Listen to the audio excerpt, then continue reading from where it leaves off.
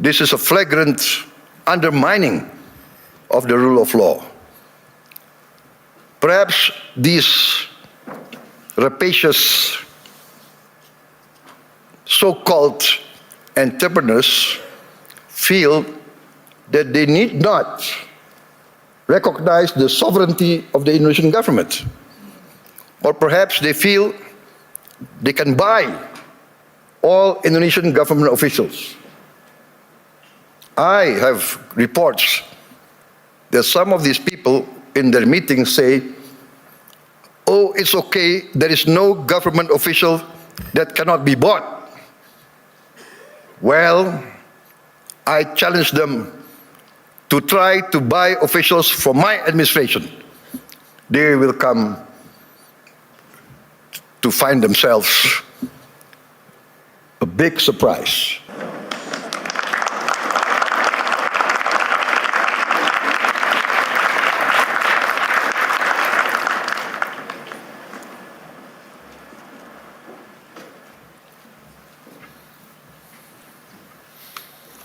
Excellencies, ladies and gentlemen, friends, it's such a great honor for me to introduce President Prabowo Subianto of the Republic of Indonesia. The Forum is so proud to be a strong partner for Indonesia's across a range of areas, and also are very delighted to formalize our support for your important efforts towards the Ocean Impact Summit that is happening this summer in Bali. In this respect, I would like to thank you, Mr. President, for your leadership in unlocking Indonesia's significant blue economy potential. Indonesia, with a population of over 280 million, the largest in Southeast Asia, and the world's fourth largest, is on a real growth path. We're expecting 5 to 6% economic growth this year, and that is also demonstrating the country's crucial role as an anchor of stability, dialogue, and resilience in an increasingly turbulent and uncertain global geo-economic environment. Once again, Mr. President, we're so delighted to have you here. Thank you for your leadership, and we're looking forward to seeing you also at the Ocean Impact Summit later this year. Welcome, Mr. President.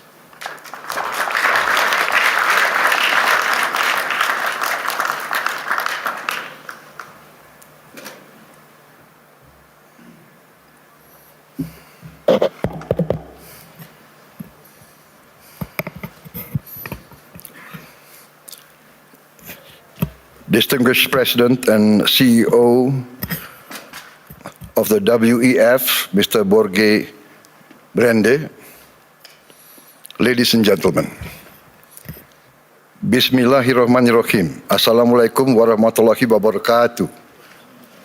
Shalom, Salve, Om Swastiastu. Ladies and gentlemen, we gather here in Davos at a time of great uncertainty, a time when wars continue to break out, a time when trust between nations, between institutions, between peoples is fragile. History teaches us peace and stability are our most valuable assets. Peace and stability are the ultimate prerequisites for growth and prosperity. There will be no prosperity without peace. Excellencies, distinguished delegates, the IMF recently described Indonesia as, I quote, a global bright spot with strong economic growth amid a challenging external environment. While the world had faced tightening financial conditions, trade tensions, and political uncertainty, Indonesia continues to grow. Indonesia's economy grew by more than 5% every year over the last decade. And I'm confident that this year our growth will be higher.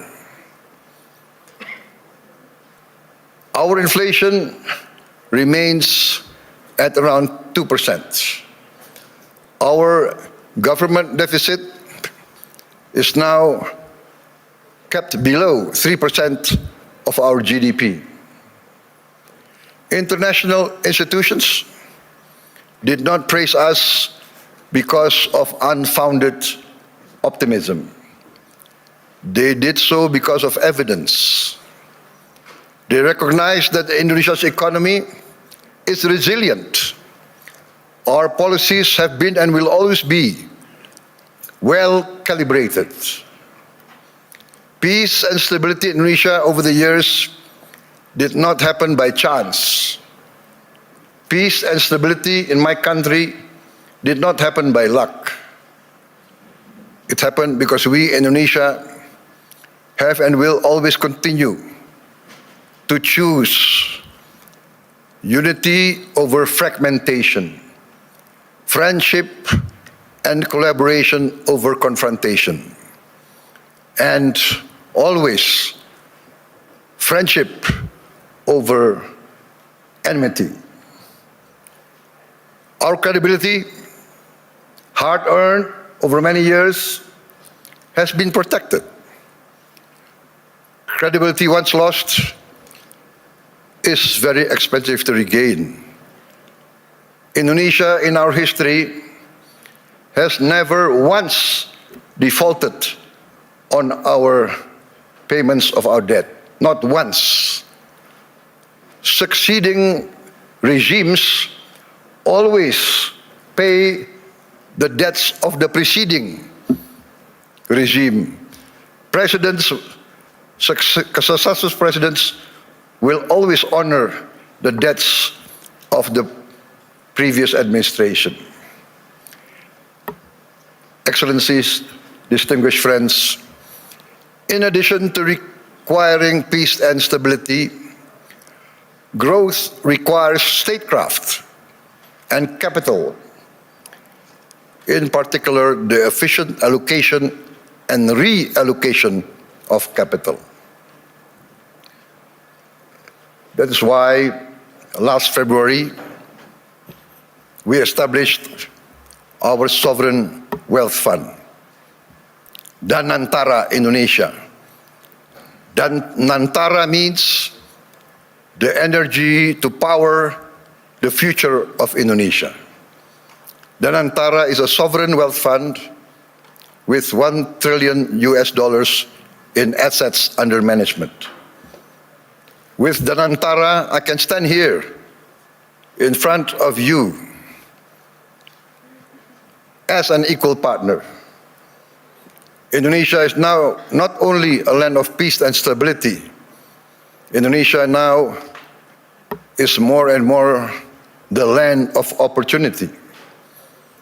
Once again, I mentioned that I am convinced that our growth, the growth of our economy will be significantly surprising to many in the world. With Danantara, Indonesia is now able to be your partners. We will co-invest and grow with you. Danantara is established to finance and co-finance the industries of the future. We are determined to industrialize our country in a significant way. The industries of the future must be executed well and wisely. That is why we built Danantara with strong oversight and institutional responsibility. And we try to find the best executives to direct the leadership of Danantara. Danantara now manages 1,044 state-owned enterprises. We are going to bring this down to around, at most, 300. We will rationalize, we will get rid of inefficiency. We want the best governance and the best management under international standards. I have allowed Danantara to recruit expatriates, foreign citizens, to be able to lead these companies. We want the best brains and the best minds in the world. This is, in fact, how we run Indonesia now. From our social programs to our efforts to downstream our natural resources, to our efforts to reach self-sufficiency in food and energy. All are now accompanied by strong oversight and capable leaders. In the first 2 months of my administration, we carried out a vigorous efficiency program. We saved $18 billion by stopping inefficient and dubious programs from our budget, and redirected these funds to projects that directly improve livelihoods and impact all of society. As a result, on January 6, 2025, we started our free nutritious meals program for pregnant and lactating mothers, infants, and all Indonesian children. On our first day, we started with 190 kitchens, serving 570,000 people per day. 570,000 meals per day. Today, in 1 year, we have achieved 21,102 kitchens serving nationwide. As of last night, we are producing 59.8 million meals for 59.8 million children, mothers, and elderly living alone. They receive these meals every day. To put this into context, in about a month's time, we will surpass McDonald's, 68 million meals a day.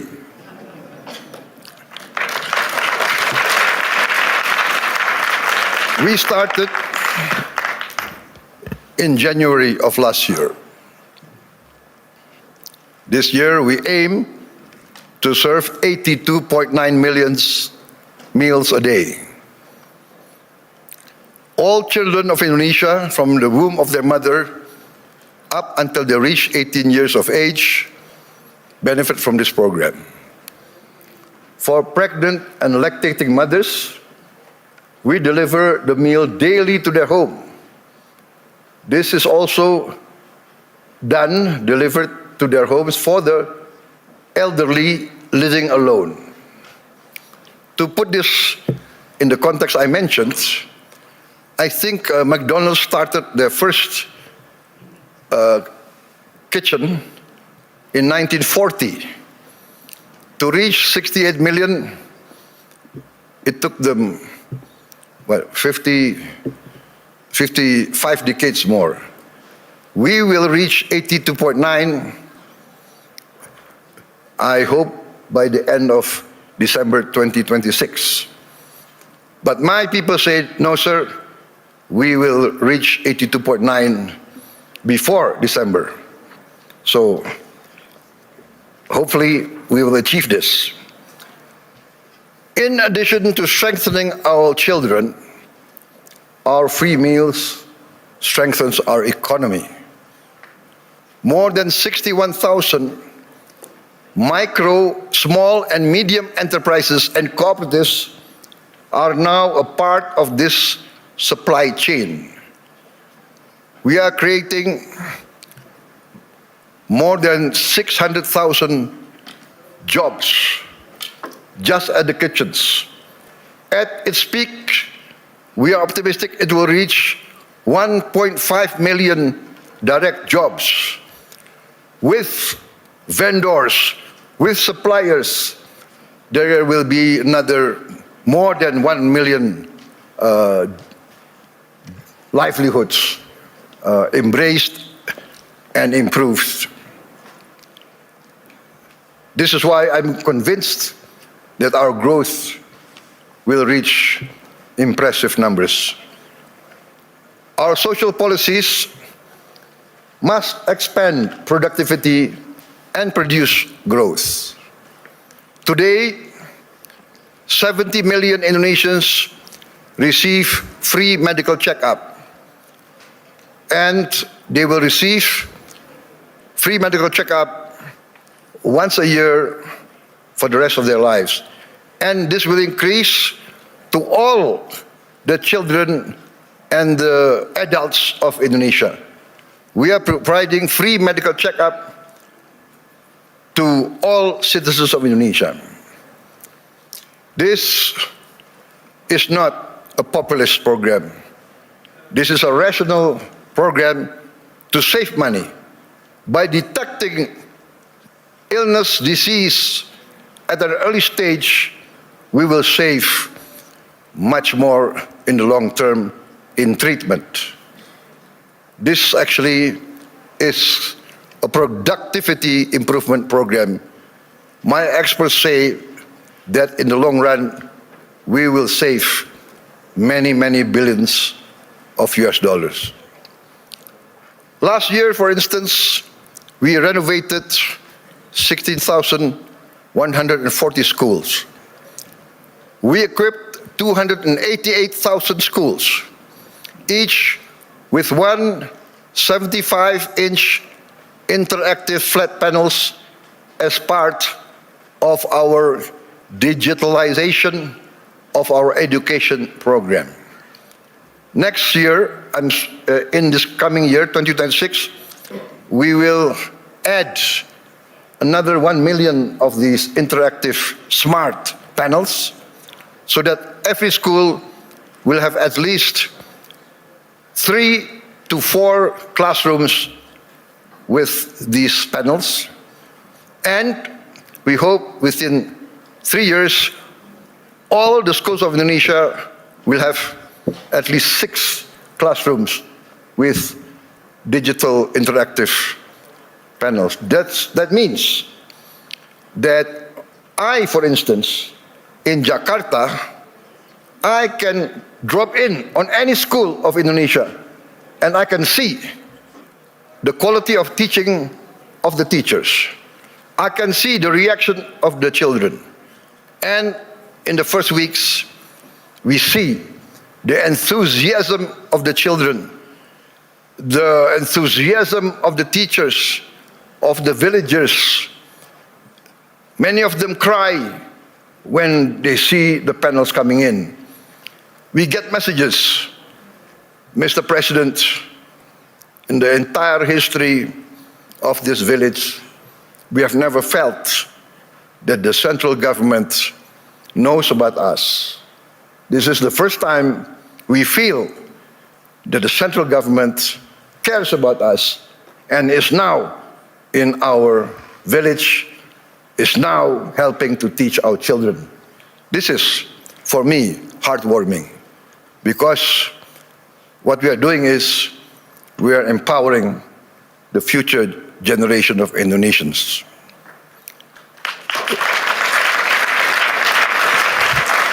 Why does this matter to global investors gathering here at the World Economic Forum? Because I am of the conviction that human capital determines long-term growth, long-term returns.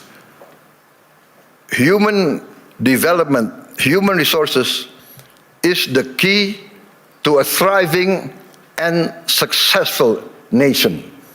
Lack of education is the path towards failed states.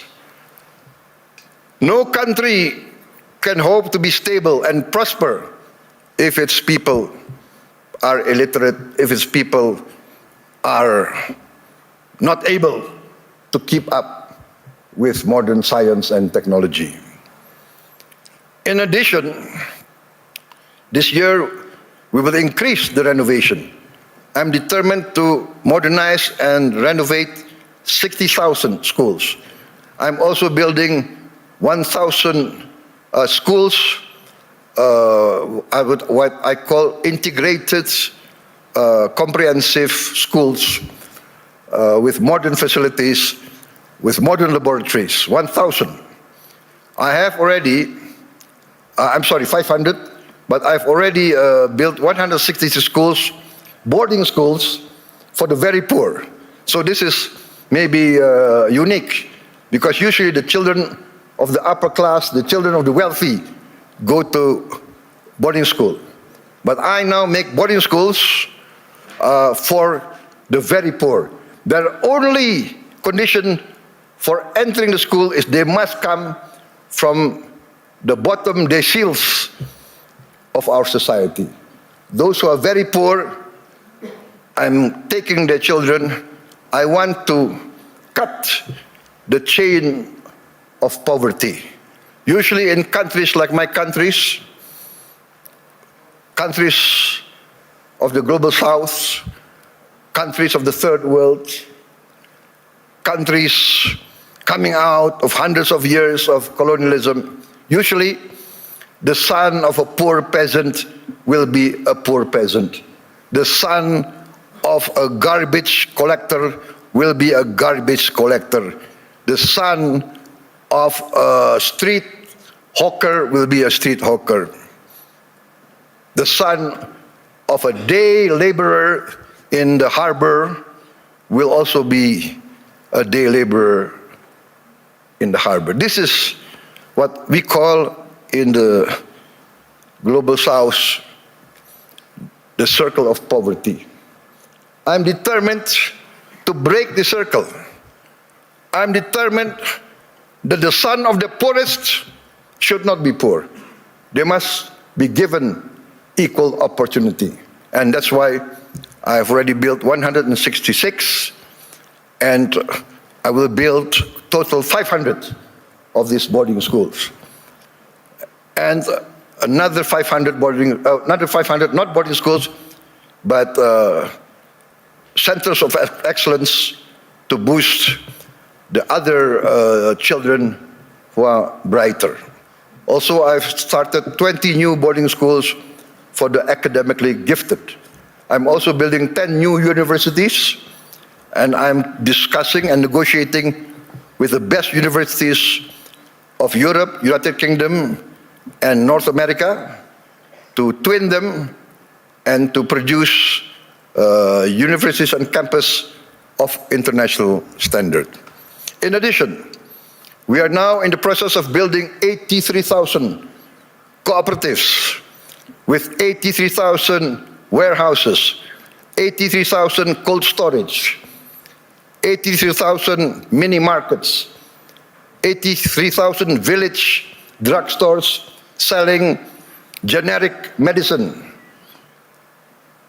and all subsidized goods direct to the villagers without intervention from too many middlemen.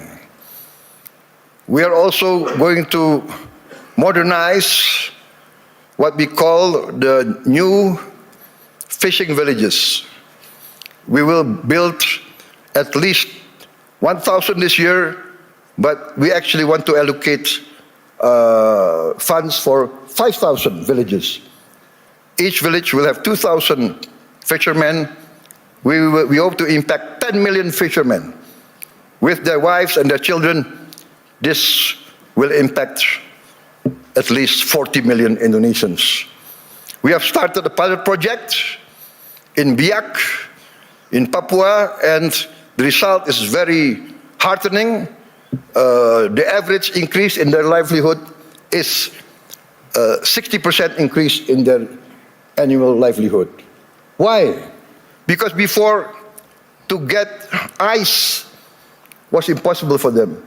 There was no ice-making factory near their villages. To get diesel very far, we will build diesel stations, yeah, in every village. They will have access very easy. Ladies and gentlemen, let me say this clearly. There is no investment climate without the certainty of equitable rule of law. Nobody will come in to invest in a country that is lawless or of dubious legal tradition. I am determined under my administration to ensure the rule of law. The rule of law must prevail over any vested interests. In 2025, Indonesia, as I promised, we will confront, and we have confronted corruption directly, firmly, and openly. As any person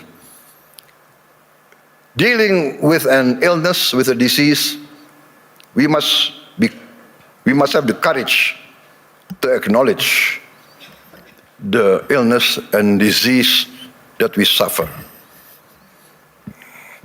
We are determined directly to fight against this corruption. It's challenging. Not many people believe we can do it, but we have no choice. I have no choice.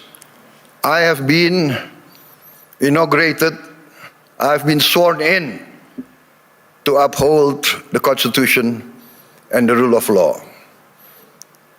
In my first weeks in government, we uncovered massive abuse in fuel and crude oil governance.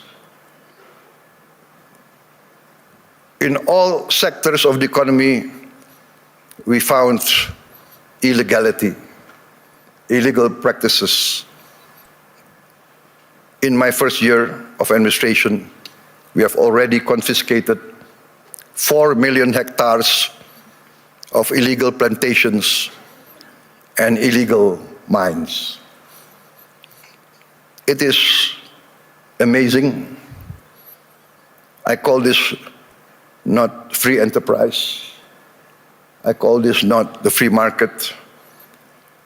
I called it openly Greedynomics, the economics of greed, the economics of rapacious practices.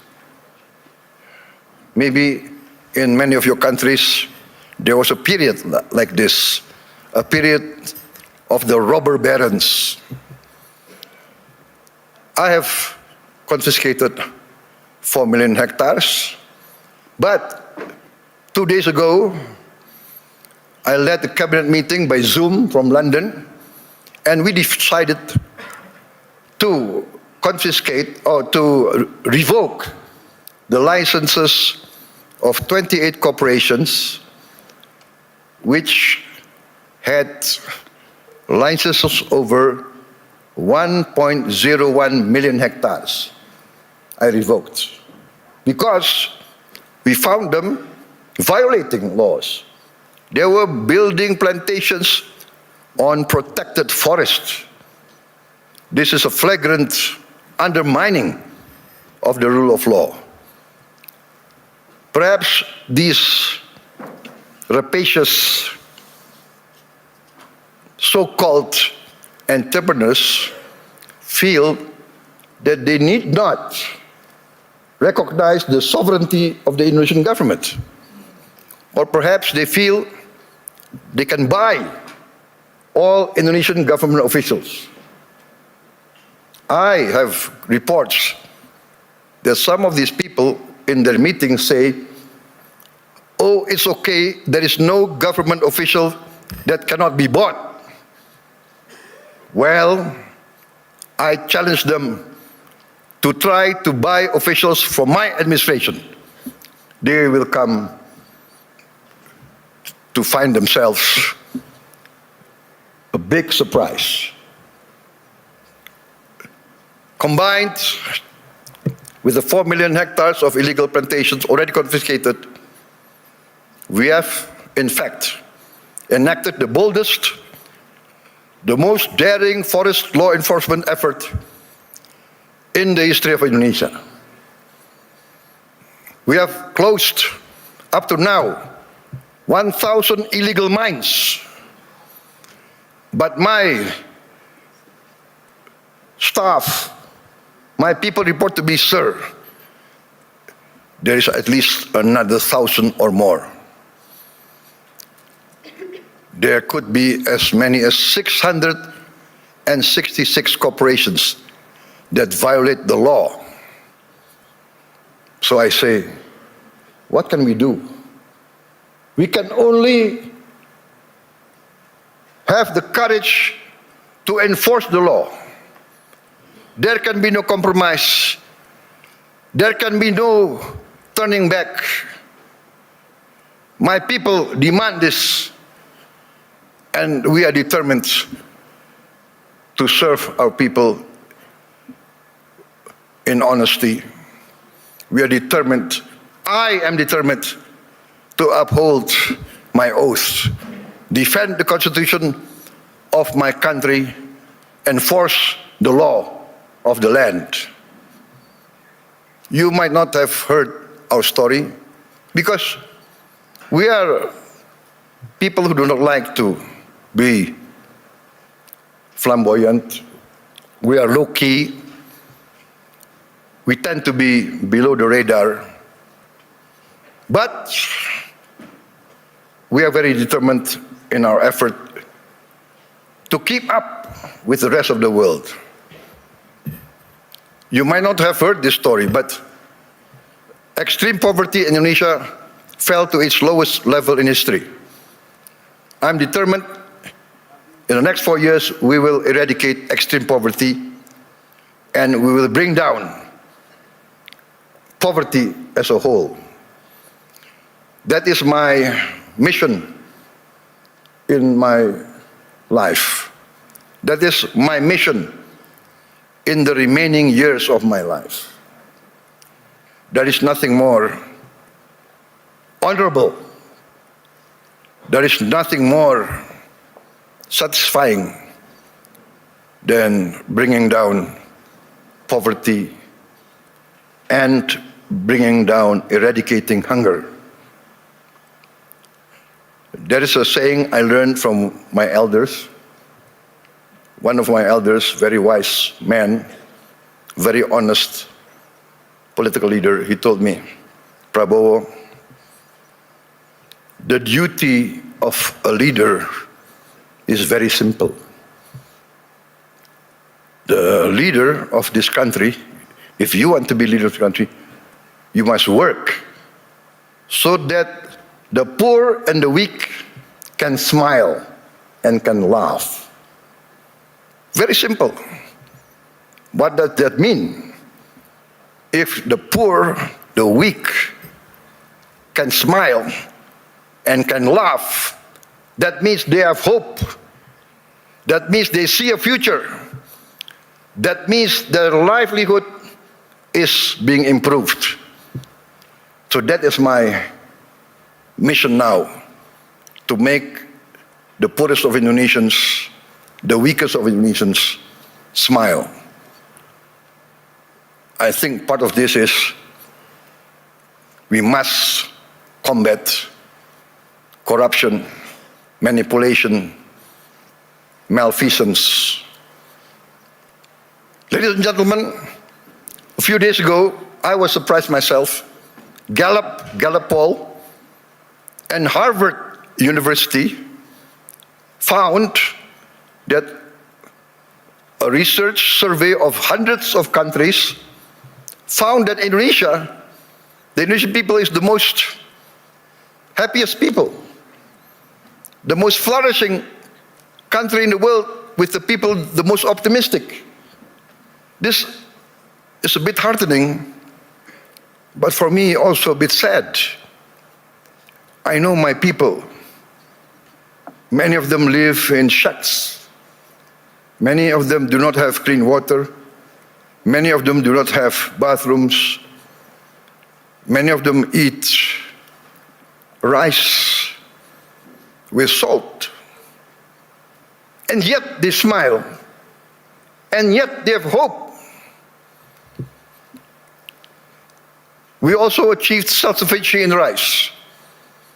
The first time in many, many years, our rice production is the highest in the history of Indonesia.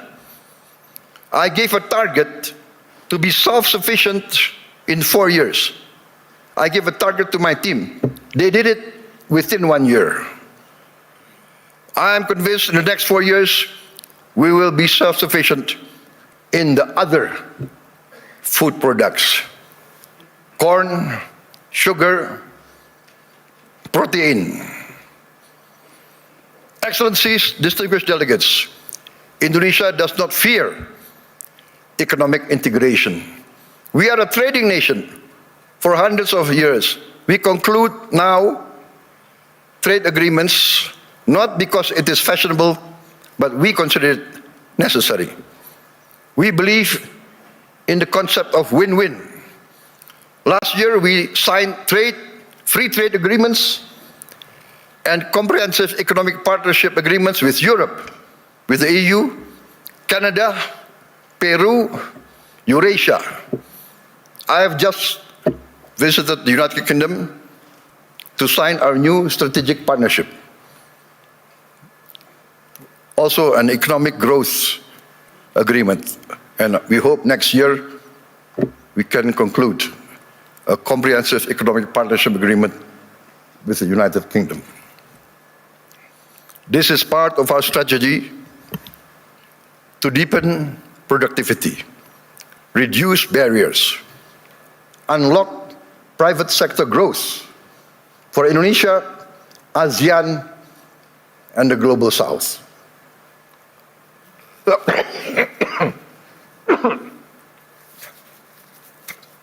Excuse me.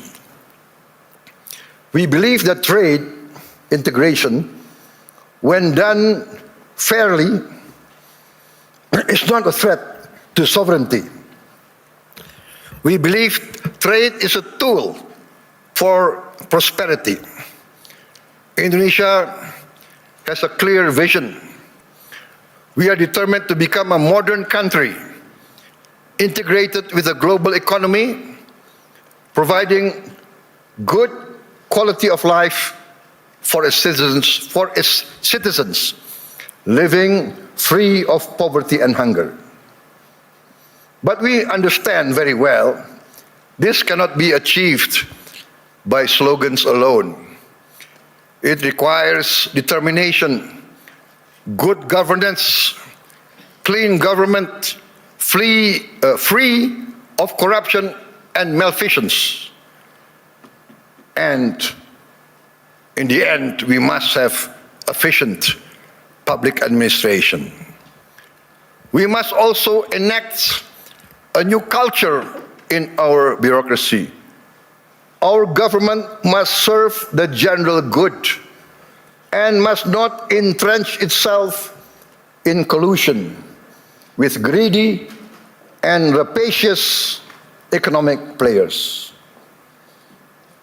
Achieving our mission also requires smart investment in infrastructure, simplifying rules and regulations, getting rid of too much red tape, and of course, significant investment in health and education. Distinguished delegates, friends, economic growth requires a dynamic private sector. Indonesia is and will always be open for foreign and domestic investment. And we realize The prerequisite for investment is political and economic stability. Also, the certainty of equitable rule of law, guaranteed by a strong, clean and democratic government. Indonesia today offers sustainable growth with stability. We may be very low-key, we may be below the radar, we don't like to be flamboyant, to be bragging. We believe in evidence, evidence-based action.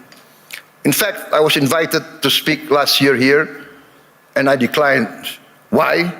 Because had I come last year, I would have only been leading my administration only for 2 months. So what will I be able to say? I will only be able to talk, to give platitudes. Today, I stand before you with confidence, with pride in our achievement. We have in 1 year achieved tremendous gains, tremendous reforms.